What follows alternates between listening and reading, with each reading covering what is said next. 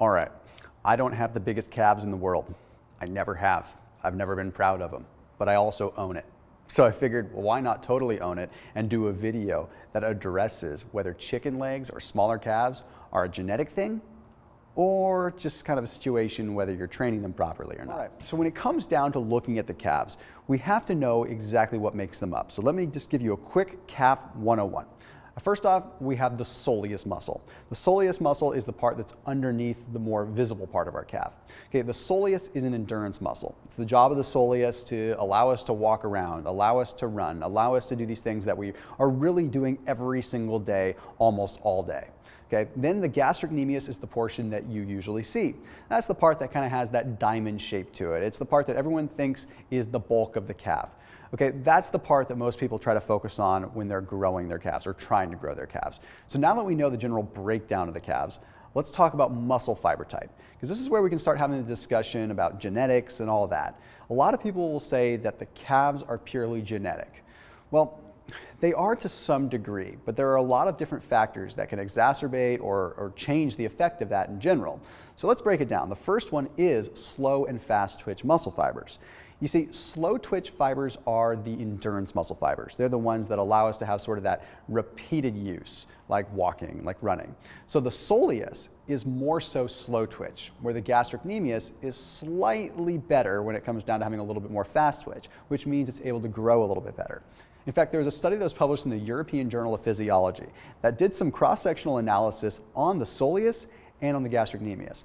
And they found that on average, the soleus was about 80% slow twitch, which again, makes sense. The soleus is used for walking and for just general activity. So it makes sense that it's designed to constantly be used. And they found that the gastrocnemius was a little bit different. The gastrocnemius was about 34% fast twitch, roughly 55 to 57% slow twitch. So still heavily erring on the side of slow twitch, but it did have some more fast twitch, which means you have more of a chance of being able to grow that visible gastrocnemius portion than the soleus portion. To give you a matter of context, when you're doing the seated calf raises where you're sitting down and kind of just lifting your calves like that, you're activating purely the soleus. You're barely hitting the gastrocnemius at all. When you're doing standing calf raises, you're hitting the gastrocnemius and the soleus. So case in point, really short, if you want to grow your calves, just don't even bother with the seated calf raise, but that's not the purpose of this video. Okay, the fact is that these are not genetic issues. Okay, sure, we can be born with slow twitch and fast twitch, and that plays a role, but it's more so environmental. Okay, it's the fact that we're constantly walking around. These muscles are just adapting to that style. They're adapting to being slow twitch. So we have to change how we actually trigger them, which ends up kind of coming into biomechanics. You see, a lot of people walk around, they don't just activate their calves the same way other people activate their calves. So I'll give you a simple example. Like when I'm walking, I grew up as a long distance runner. So when I was younger, before I gained a bunch of weight, I ran a lot. And that means that my soleus really developed into a heavy type 1 muscle fiber. So I wasn't really activating my gastrocnemius much anyway because I was so soleus dominant. So it makes sense that it's a little bit harder for me to build the calves up. Yeah, sure, I could give them the extra focus that they deserve. Okay, I'm definitely gonna eat my humble pie there. But the reality is that how you condition your calves plays a big role in how they grow. So then we have to look at what's called the muscle belly and tendon relationship. Okay, so a muscle belly is actually the size of the muscle itself. So how all the cells, all the sarcoplasm, everything envelops just into this giant muscle, right?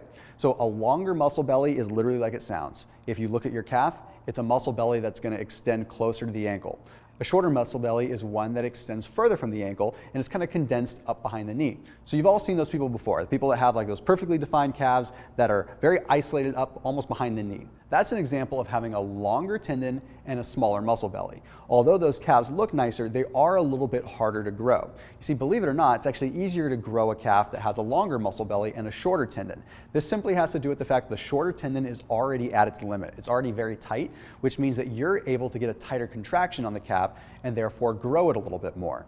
So what's interesting is that those that have the shorter calves that are closer up to the knee usually are a little bit better when it comes down to bouncing performance. Okay, so things like jumping rope, possibly sprinting, box jumps, things like that, simply because they're getting more recoil, rubber band effect out of the tendon.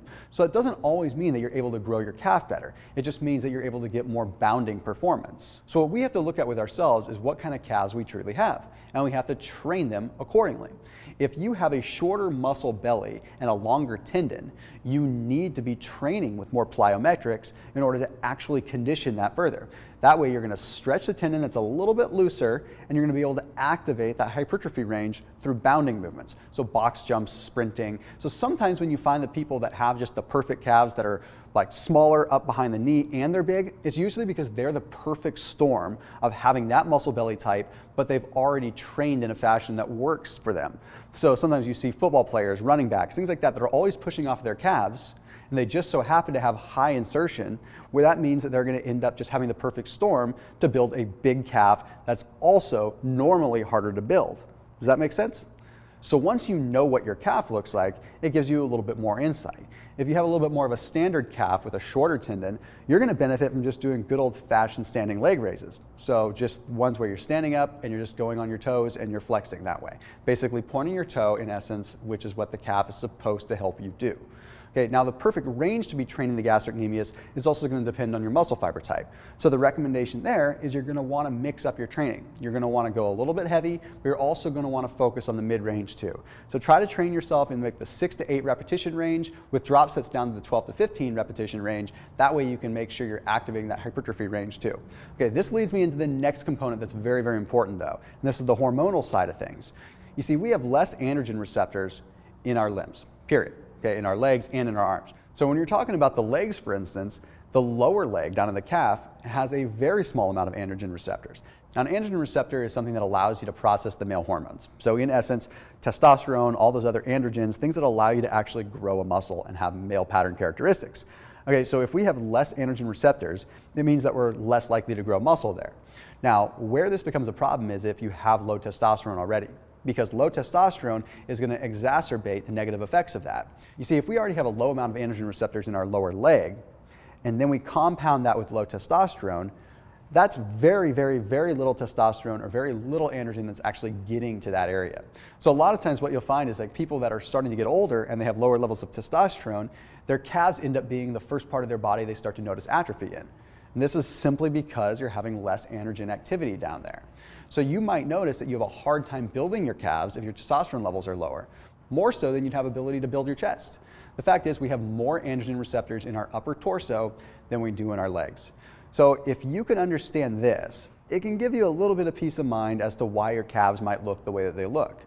But the simple math is, if your calf inserts high, then you're going to want to go ahead and do more plyometrics. If it inserts low, you're just going to want to train it in a more just consistent fashion with hypertrophy range reps. That's all there is to it. But the simple fact of the matter is, if you have more slow twitch than you have fast twitch, you're just going to have a harder time building them. And that's just all there is to it. But it doesn't mean that you should give up and totally walk around with chicken legs. You can still build them up to halfway decent size.